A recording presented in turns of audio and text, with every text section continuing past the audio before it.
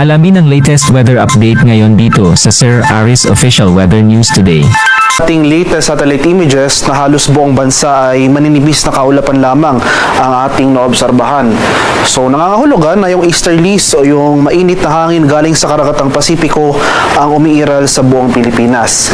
Kaya for the next 24 hours, magpapatuloy itong generally fair weather sa buong bansa maliban na lamang sa mga tsansa ng isolated rain showers or thunderstorms, lalong-lalo na dito sa silangang bahagi ng Pilipinas. At sa kasalukuyan, wala pa naman tayo monitor na low pressure area o anumang sama ng panahon na maaaring maging bagyo sa mga susunod na araw.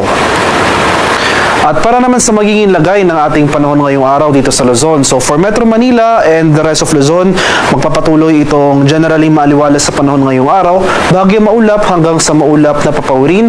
Sasamahan lamang yan ng mga biglaan at panandaliang pag-ulan na dulot ng thunderstorms, especially nga dito sa eastern section.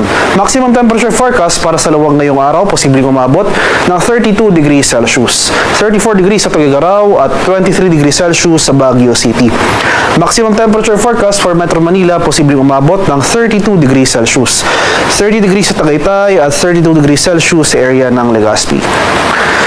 Para naman sa Palawan, Visayas at sa Mindanao, ngayong madaling araw, nakapagtala tayo ng early morning thunderstorm activity dito sa ilang areas ng Eastern Visayas. So panandalian lamang yung mga pag-ulan na ito pero may kalakasan. Pero hindi natin ito inaasahan na magtatagal ng buong araw. So for Palawan, Visayas and Mindanao, for today, magpapatuloy rin itong generally fair weather conditions. Mainit at malinsang ang panahon simula ngayong umaga hanggang sa tanghali. Pero pagsapit ng hapon hanggang sa gabi, nandiyan pa rin yung mga tsansa ng mga usual late afternoon to evening na mga thunderstorms. Kaya magdala pa rin po tayo ng pananggalang sa ulan.